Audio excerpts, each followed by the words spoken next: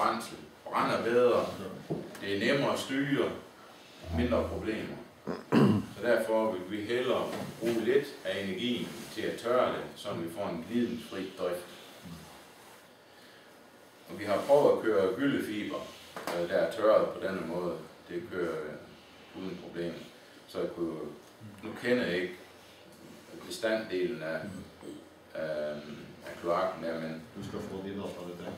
Ja, det kan kun blive et spørgsmål om forsøg.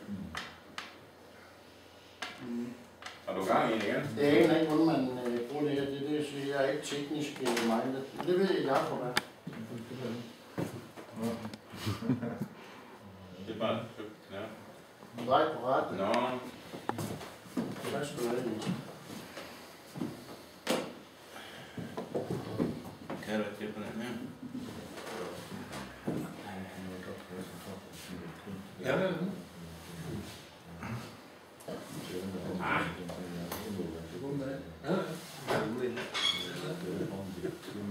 Mangler du en film?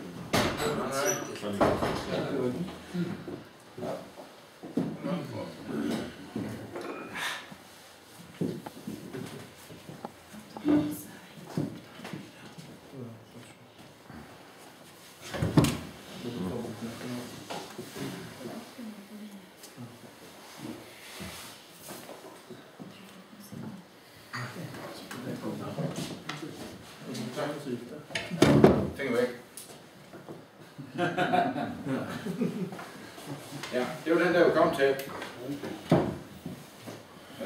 En anden 500 kW containeren, som blev stillet andre strenge krav til. Nu talte jeg tidligere om støv nær London. Den står lige foran, ude på parkeringspladsen, foran en hotel over Irland, hvor der er fitnesscenter og ting. Så altså, det var nødt til at se lidt flot ud, så den blev beklædt med træ hele omkring.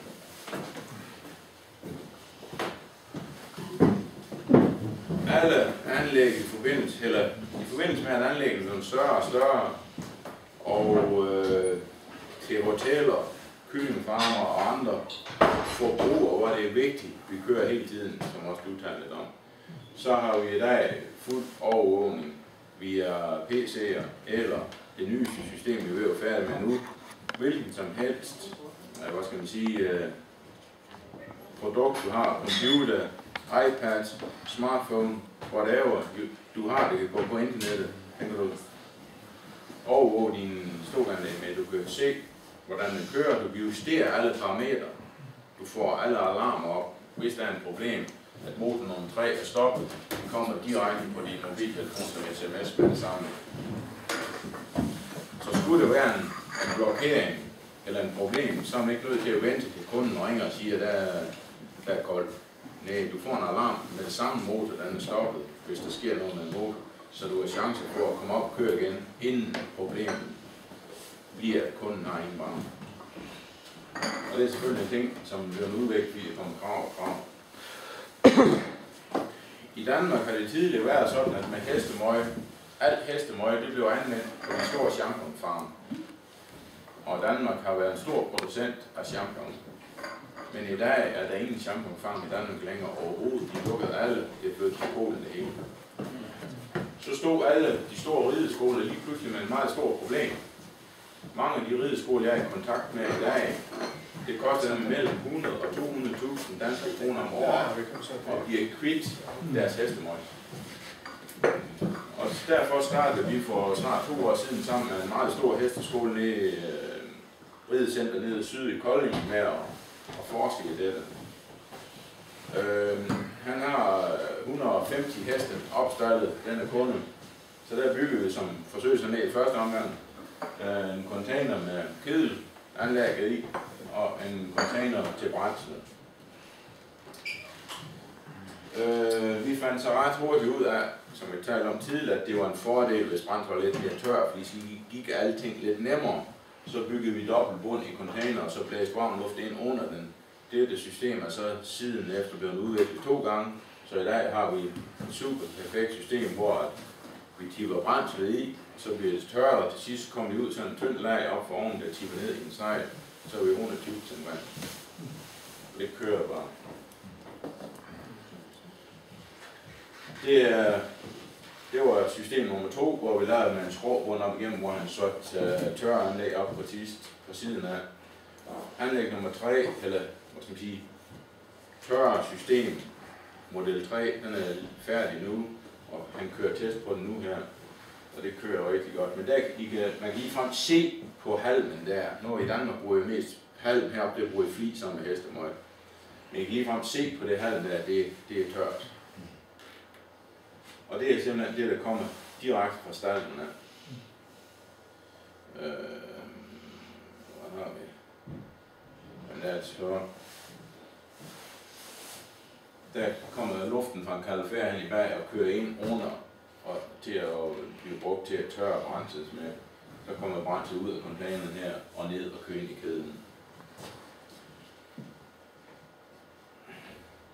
Og drysser ned i kæden og kører ind. Men altså, der er det halmprodukter, som vi kører med i Danmark, og her det er det, som man typisk kører med i Norge, altså savsmuld eller flis. Hvordan løser det lugtmæssigt ved opvarmning? Jamen, I har været der og besøge dernede, altså nu. Vi oplevede ingen lugt. Nu er det jo et stort ridecenter, der lugter jo af hest alle steder alligevel. Men vi talte om med en kunde her den anden dag, at vi ville til at prøve at køre nogle forsøg med at lave udsugning på den tørre enhed. Den nye tørre enhed, vi har bygget, det er en helt lukket enhed, som vi kan lave udsugning på den. Og det vil vi køre over og bruge som forbrændingsluft.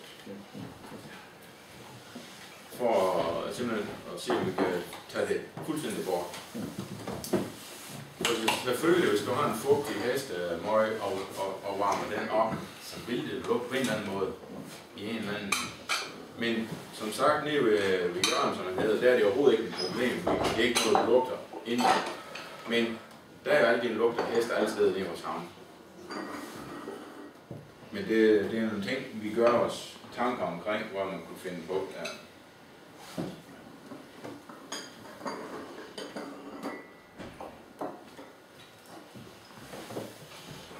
Når vi snakker de kendte opvarmningstyper i forhold til skovsflis, men skovsflis er selvfølgelig det mest attraktive heroppe, så for at svare det til 1 kWh i dag, så skal vi bruge 0,3 liter olie, eller 0,3 kilo flis, eller 0,4 kilo våd flis.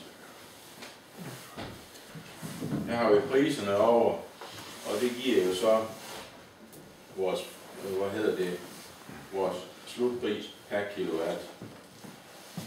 Olien og ellen, der er næsten lige varmt, og der er ikke meget forskel på den.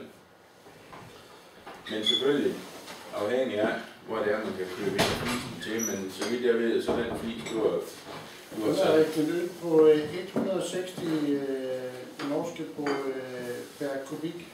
Ja. Og det er sådan det er sådan et udgangspunkt. Ja. Ja.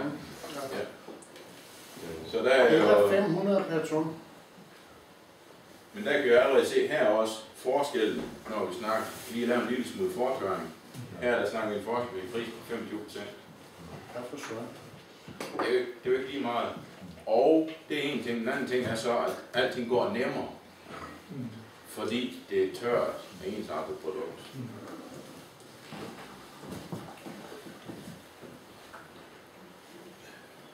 Der er så mange typer på, hvordan er en flise det? Det er bare afsluttet. Det var afsluttet.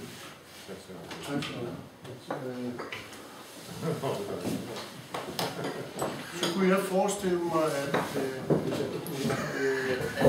en af der Vidar eller Trond tog grupper herfra. Du vil lige have noget kaffe. Og selvfølgelig her først.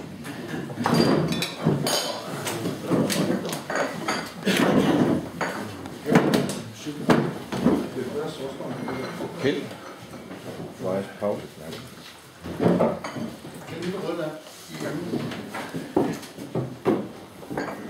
Vi tager lige en lille pause. Spiser lige. Ja, kom bare nok ud. Ja, ja. Det. Nej, det var faktisk